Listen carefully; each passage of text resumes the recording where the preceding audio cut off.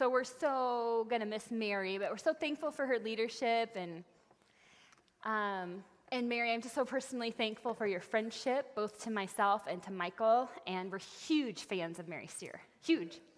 But the way that you have poured into us as people and as friends, particularly I feel so grateful for the way that you've poured into me just as a woman and as a leader and as a speaker and a writer and all these things that you've done and you've gone before, but you have just helped me like paving the way so that I can just walk in your steps, and I'm just so grateful to you for that. So thank you. So my name's Christine Meggison. For those of you who are new, I'm so excited that you're here and so grateful that I get to speak tonight. I'm one of the speakers here at Momentum on a regular basis, and that's what I do in life. I'm a wife, and I'm a mom, and I'm a friend, and I'm a speaker and a writer, and so if you like what we do here at Momentum, I do a lot of that on my blog and in speaking, like about mom topics and women topics, and I'm just not cutting it, and we're all in this together, that kind of topic. So ChristineMeggison.com is where you can find a lot of that information, or on Facebook, Christine Meggison Speaker. But I also wanted to remind you about the podcast. So Sarah Lubach, who's one of our fellow Momentum speakers, myself and our friend Stacy Jorgensen have a podcast. So if you're into podcasts and you're like, oh yeah, I just discovered this whole thing, it makes working out on the treadmill so much better.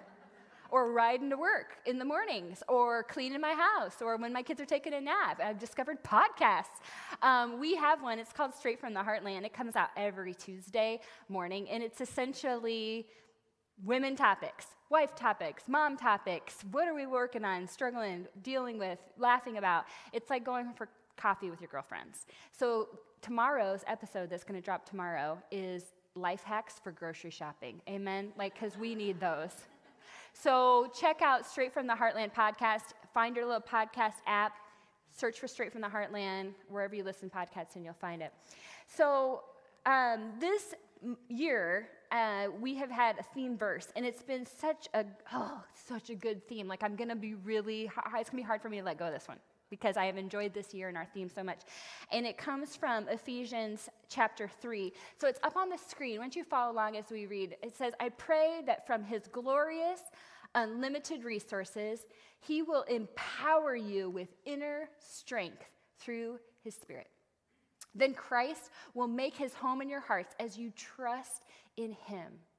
Your roots will grow down into God's love and keep you strong.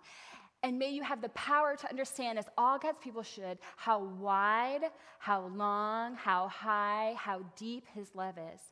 May you experience the love of Christ, though it is too great to understand fully. Then you will be made complete with all the fullness of life and power that comes from God. That's been our theme verse for the year, all about our roots growing down deep. And we've had this tree. So here's our tree. Our trees look different at different times this year. I think it looks like a very spring tree to me right now, right? Like just a few leaves and So we've had this image of this tree as a metaphor for us, for our life and for our faith. And it's about getting our roots growing down deep. We sang about that tonight. And finding that good soil, that nutrient, that living water. And we get a foundation in that tree so that we can grow up high like oaks of righteousness, that we would come up and that our branches would come up in worship and they would come out in community, in connecting with one another. And because we have our roots going down deep, we would bear fruit. It would be good fruit. And people would see that fruit and they would know that we're rooted in him, that we're his daughters. So Ephesians chapter 3, 16 through 9, that has been where we've been this year. And we've had this image of this tree. And so we're continuing on tonight talking about that. And I don't know if you've noticed, but just like in the last week, the trees have gone bonkers outside, right? They're just gorgeous. They're budding up. And we have some neighbors and they have those dogwood trees. Have you seen those? Okay, dogwood trees are those ones that burst out in that huge flower, and it's white or kind of pale pink colored flower. Beautiful. And so I'm driving around and I'm noticing these trees that are budding in all these glorious colors, because spring is a really beautiful time for trees. I mean, at least some trees, right? Because fall is also a really beautiful time for some trees. And then there's other trees like evergreens that are green all year round. But okay, hold on to that because we're going to come back to it because it relates to our topic because tonight we're talking about comparison. Because in my life, what I've noticed, and I'm guessing it's probably true in your life too, is that comparison is probably the single most damaging habit, most damaging to my heart and most damaging to my relationships that I do on an ongoing basis. On a continual basis do I do this. And I'm guessing that maybe you struggle with that temptation too, to compare.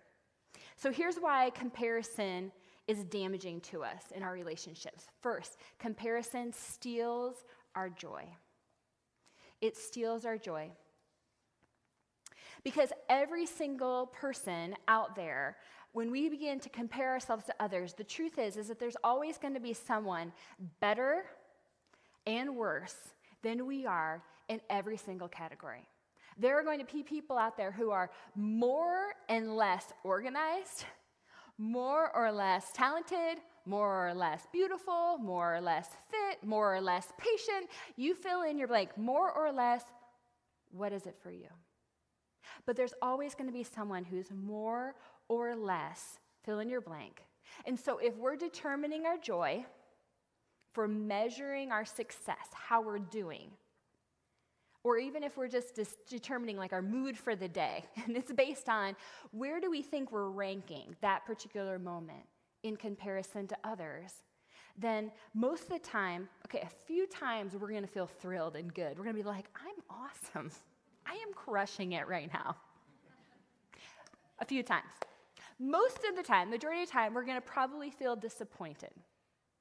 And either way, whether we've at times felt thrilled or mostly disappointed, always it leaves us feeling empty. Always it feels empty because it steals our joy, comparison. So not only, though, does comparison steal our joy, it's also a really lousy measuring stick. So let's go back to our trees.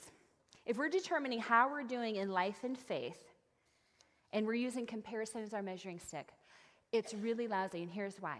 Think about those dogwoods. So I mentioned before, those dogwoods in the spring, they bloom, and they have these gorgeous, huge flowers that come up. They just like burst onto the scene in the spring with gusto, where they're just demanding attention. We can't help but look at them, and it's amazing. And so, but what happens is that they come out big time in the spring, and then the flowers just fall off, and they're just replaced by this really average, ordinary sort of green leaf. And then it goes through the summer, and then come fall, it just kind of falls off, and it just kind of ends, and that kind of without any drama. And then the fall, though, we see trees like maples, where right now, not a lot happening. They're just sort of budding. They're going to kind of grow slowly. It's one of those, I don't know about you, but I find that I'll be driving along and I'll be looking at trees and they're just like nothing happening, brown. And then I feel like the next day I drive by and I'm like, what happened? And when did this happen? It's like they've just burst onto the scene. But maples, they just kind of do it really subtly. They're not like dogwoods that are like, in the spring, this is my season. Maples, just nice and slow. Green all summer, providing lots of shade.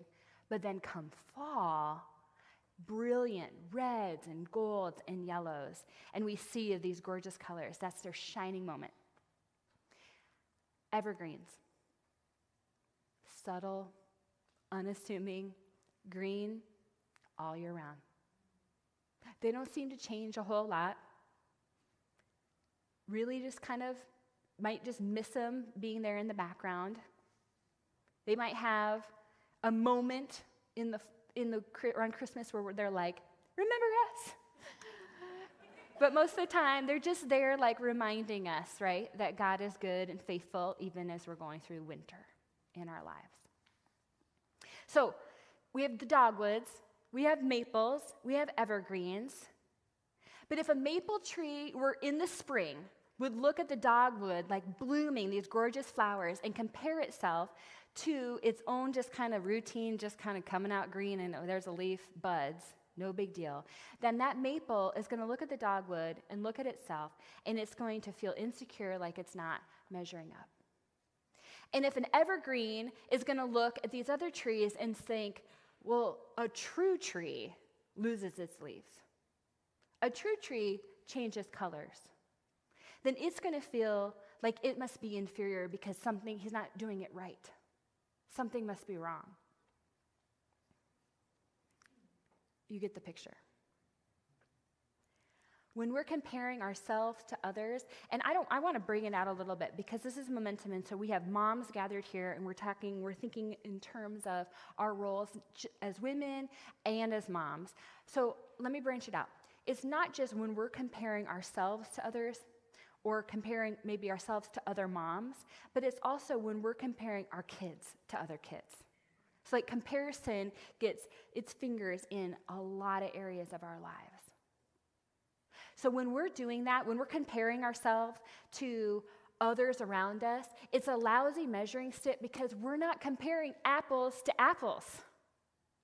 We're not comparing apples to apples. We're comparing apples to oranges, and we're comparing apples to oranges and to pineapples and to bananas and to coconuts. We're comparing dogwoods to maples and to evergreens. We're comparing things that are all totally different. So there's this quote. Maybe you've seen it floating around. Maybe you've read the book Fish in a Tree. But it's attributed to Albert Einstein, although when I was doing research, they were like, Albert Einstein did not say this. So-and-so else, someone said, no, they didn't say it. And it was like this whole discussion. And I just decided, for tonight's sake, we'll just say I said it. Because we don't know who did, and I think it's great. You can just think that I did for tonight. So here's this great quote. Let's read it together. Everybody is a genius, but if you judge a fish by its ability to climb a tree, it will live its whole life believing that it's stupid. If you judge a fish by its ability to climb a tree, a fish doesn't climb trees. Fish swims. It belongs in water. It doesn't have any arms or legs. It has no way to climb. So a fish, if it's comparing it, and we're comparing to tree climbing, it doesn't measure up. But you're comparing a fish with the wrong kind of stick. You need to have a fish stick. A fish stick. You need to have a fish stick, and not the kind you eat. So you need to have a stick for a fish. You don't need to have a stick for a squirrel that climbs a tree, right? We don't need a squirrel stick, we need a fish stick. Okay. You can't compare yourself to another person or your kids to other kids, no matter how similar in age or stage of life or position that those people may seem to you, because there's only one you. There's only one you. When God created you, he did so with so much thought and so much care, and then you were created, and he thought, I have no need for another one of these because this is so perfect. So he just broke the mold and then started creating the next person. You are the only you, one and only. So when we're trying to compare ourselves, it's a really lousy measuring stick because you are the apple of his eye. So he can't compare you to someone else because there's only one you. And he created you, he did it with thought, and he perfected his creation. But I forget that. Maybe you forget that. We forget it so easily because we begin to sort of look around at others and we think we need to be more like them, or maybe we need to do more of what they're doing, or maybe we just need to do less of what we're doing. We're not sure. We fall into that habit where our eyes are out and we're looking around at everyone else to try to determine and measure how we're doing. But listen, it's a habit that we fall into, but it's not uncommon. So the disciples struggled with this too. Jesus had these 12 disciples. He had this group that were kind of like his little inner circle, Peter, James, and John. And James and John were brothers. And James and John, they were arguing. I'm just going to tell you, I have two boys. This happens. It's really typical. Totally typical. Two brothers arguing. Okay. So they were arguing, and what were they arguing about? Who was the greatest? Also very typical. So it was a few months ago now. It was in basketball season. I was driving in the car. I had my 8-year-old and one of his friends in the back of the car. And as I'm listening in on their little, 8-year-old conversations, boy talk in the back, it all surrounds who's faster, who's stronger, who can jump higher.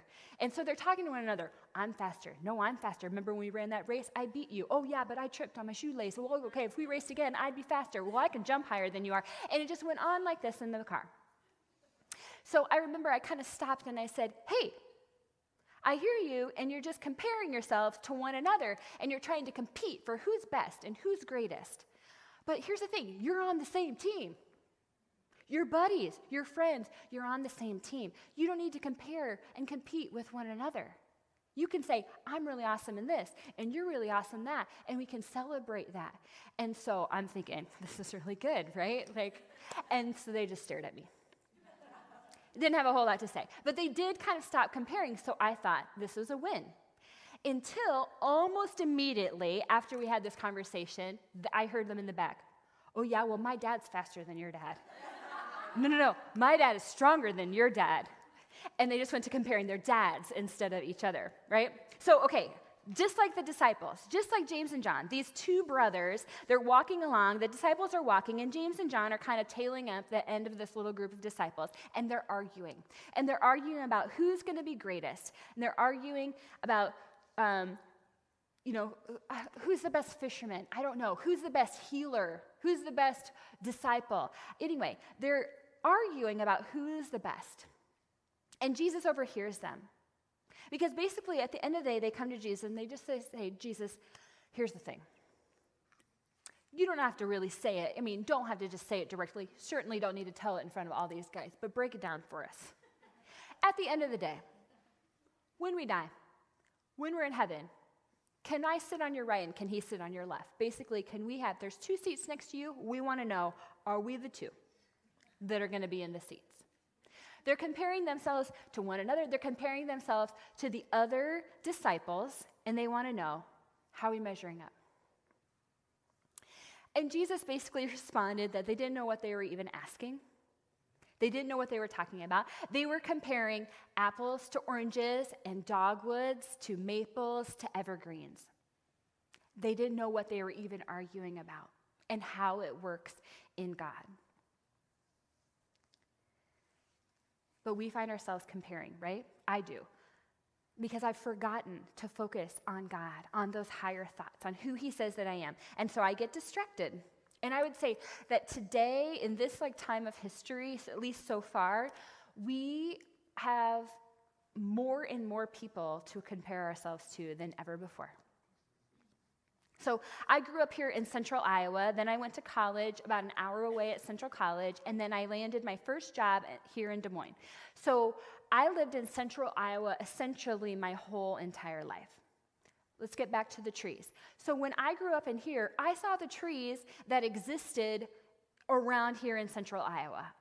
The oaks, the maples that we mentioned, the evergreens, the dogwoods. I saw all of those. I liked birch because I liked how the bark kind of peeled off. I thought that was interesting. And, very exotic. Every once in a while, you'd see a weeping willow. Right? Okay, so central Iowa trees. That's what I saw and experienced until I moved to Colorado. And my first fall in Colorado, I saw the aspens. Anyone seen aspens in the fall?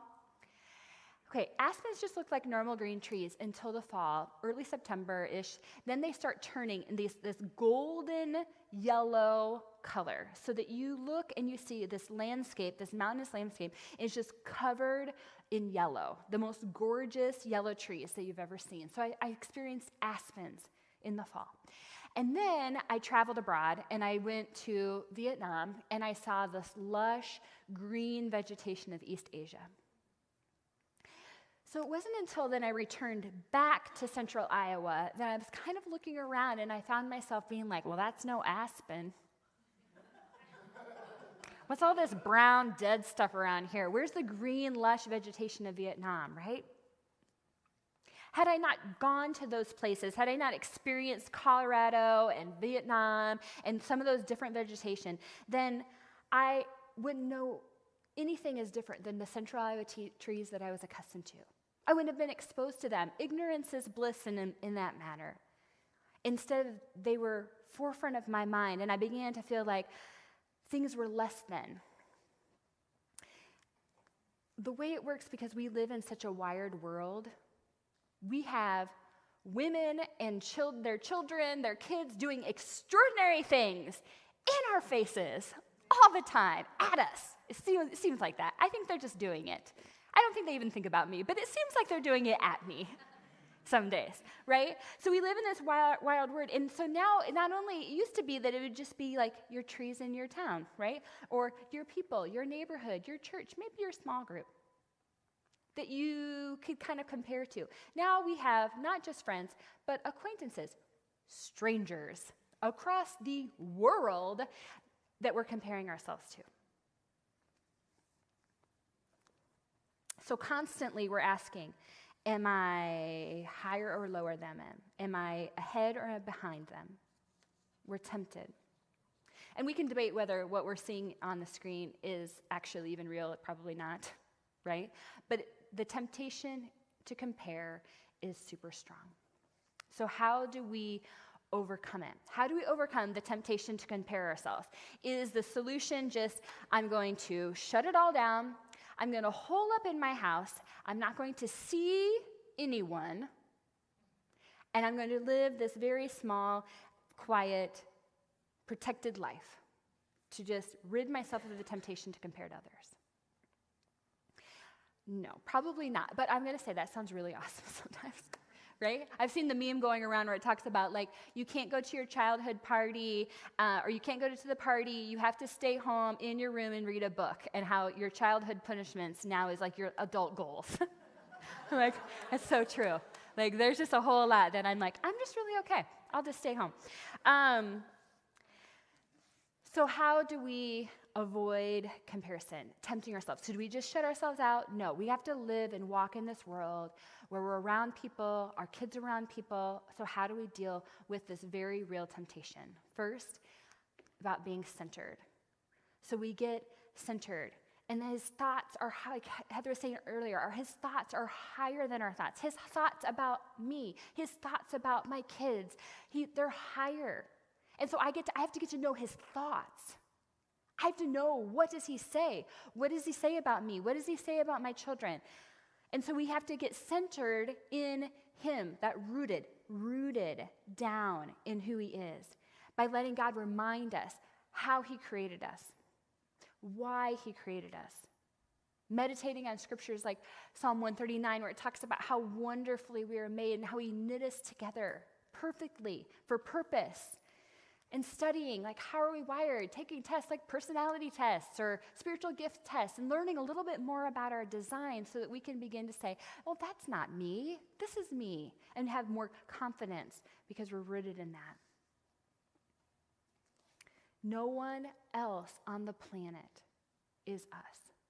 No one else on the planet is me. No one else on the planet is you. No one. No one. Turn to your neighbor and say, I am the only me in this whole world. You are.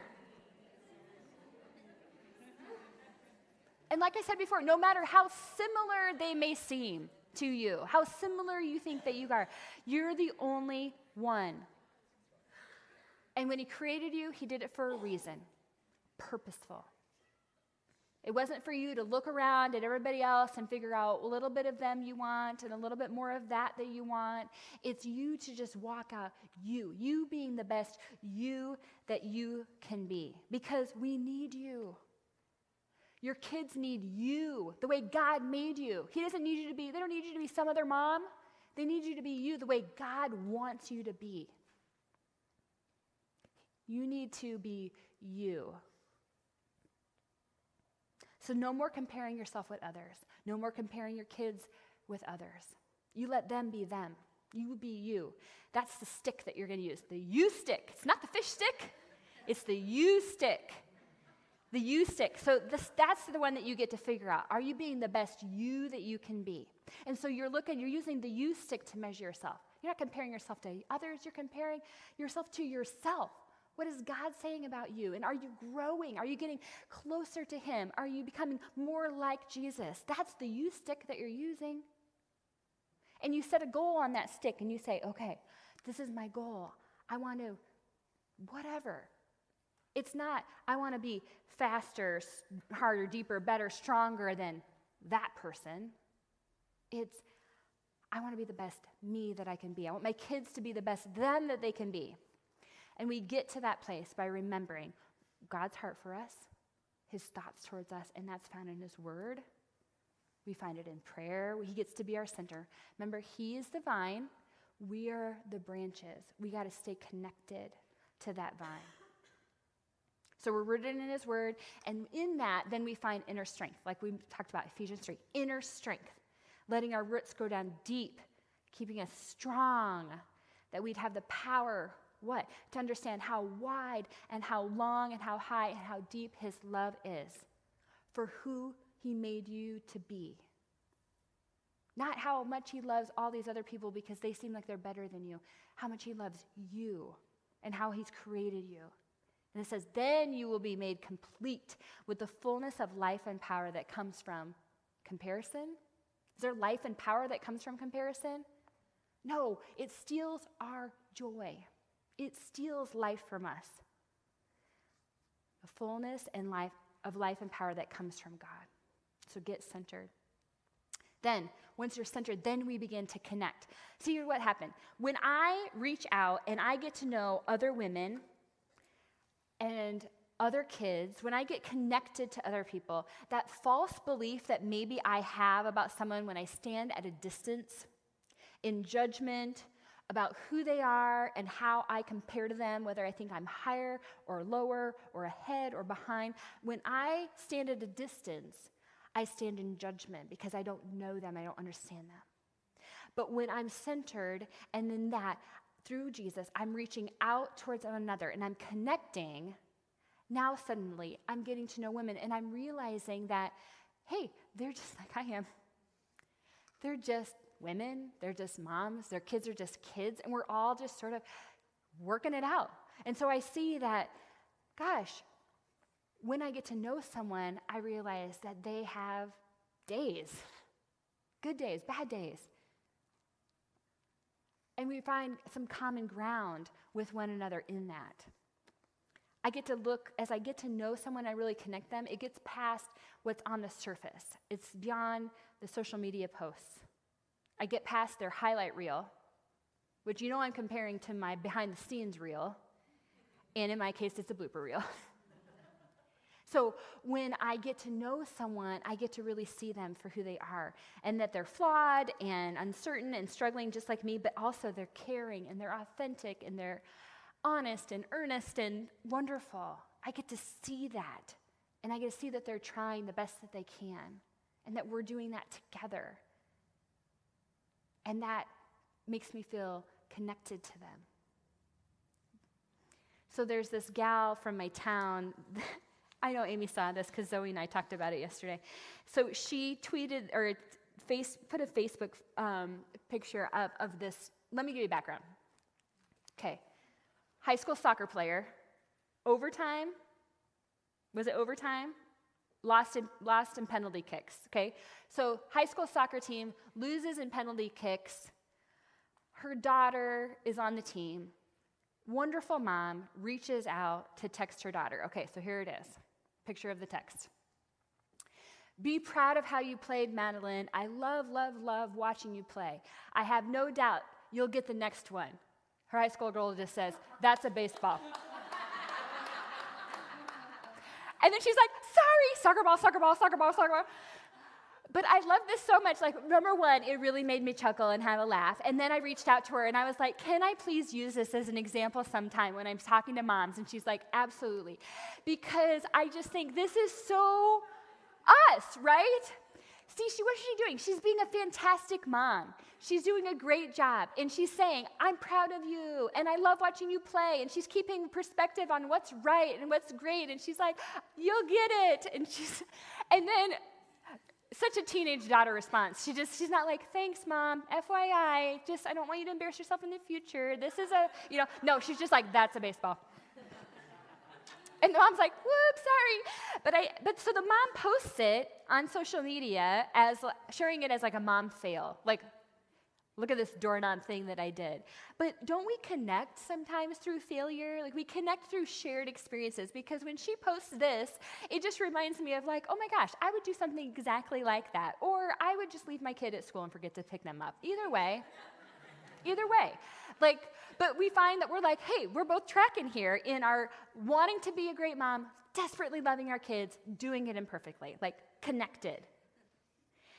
So when our roots have gone down deep and we know who we are, we have that freedom then to reach out. And when we connect, when we do that, then we find that our focus shifts from comparing ourselves to one another to celebrating one another.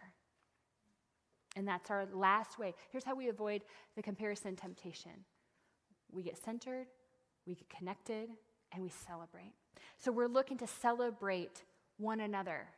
Celebrating, reaching out. See, comparison makes us jealous. We don't want to celebrate them. Look, their life is always going great. They're a dogwood. They're a dogwood in the spring, and I'm jealous of that. So I'm not celebrating that, because I'm comparing, and I want to be a dogwood right now, and I am not. I am an evergreen. Nothing happens in my life. Nothing. It is the same every day. But look at that. And she's got a dogwood right in my face. She's dogwooding at me all the time. Comparison makes us jealous. And so then we miss opportunities to celebrate, because we are so wrapped up in how their good news affects our lives and how we feel about one another, and how we feel about ourselves. And if it's about their kids, then it's how we feel about our kids.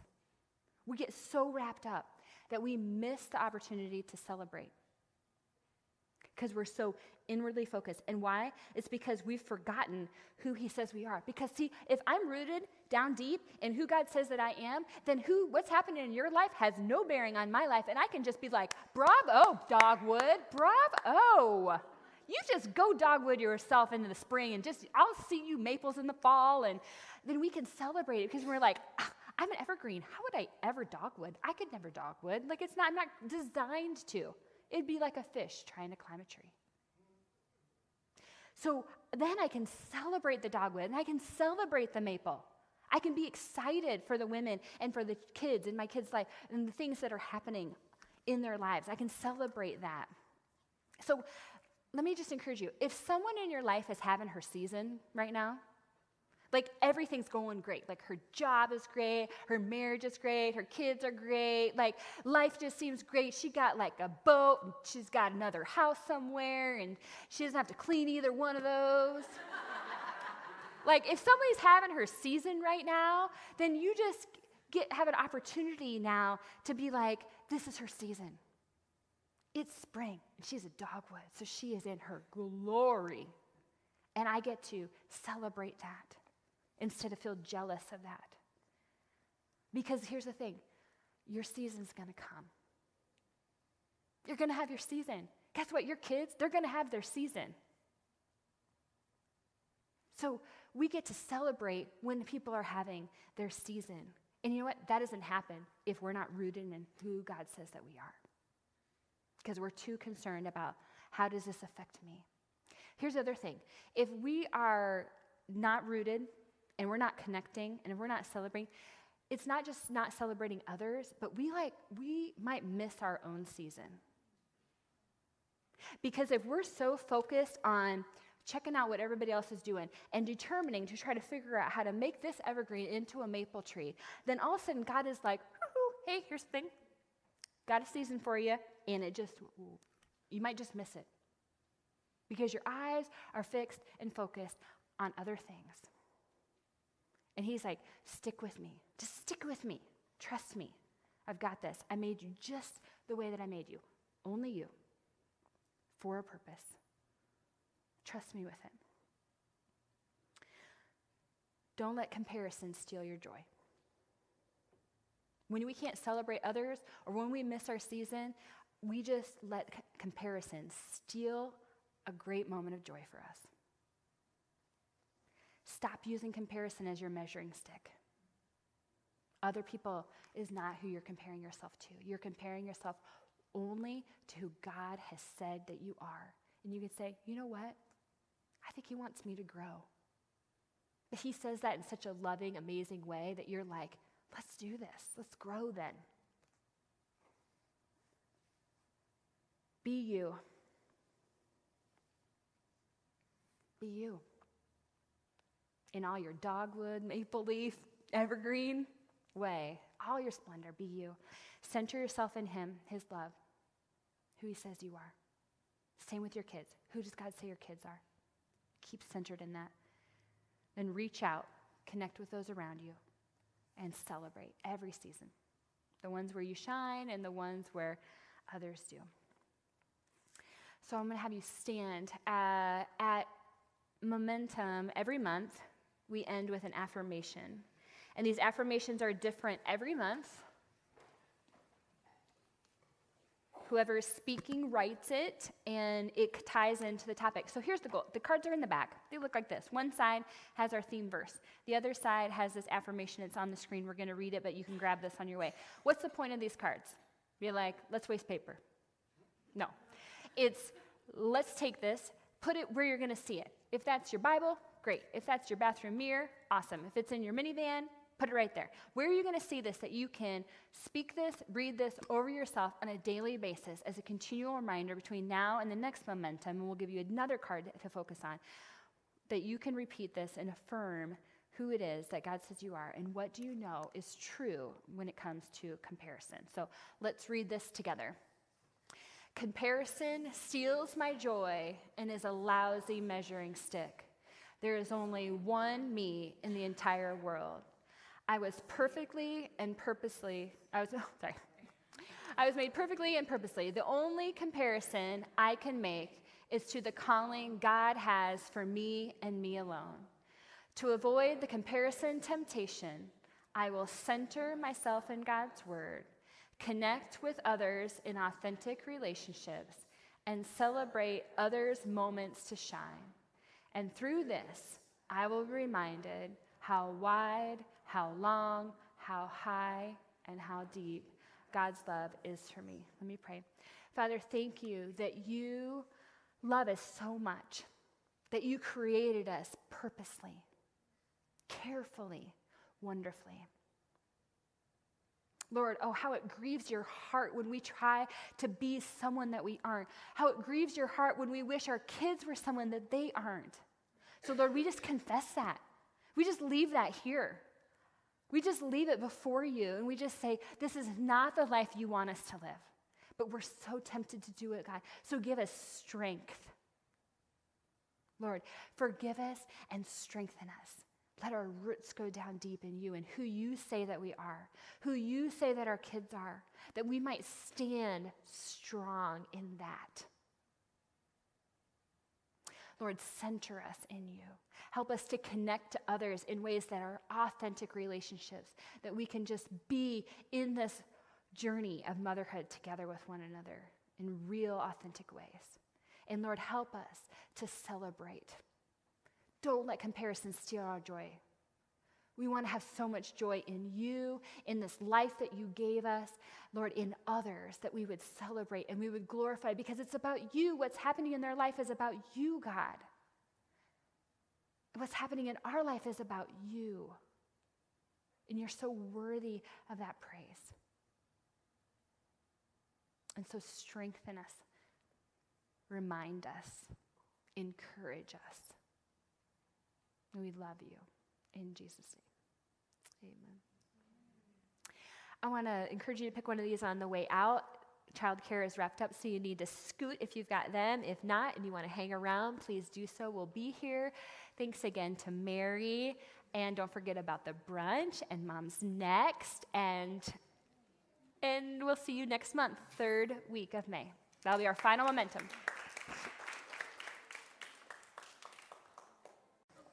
So we're so going to miss Mary, but we're so thankful for her leadership. And Mary, I'm just so personally thankful for your friendship, both to my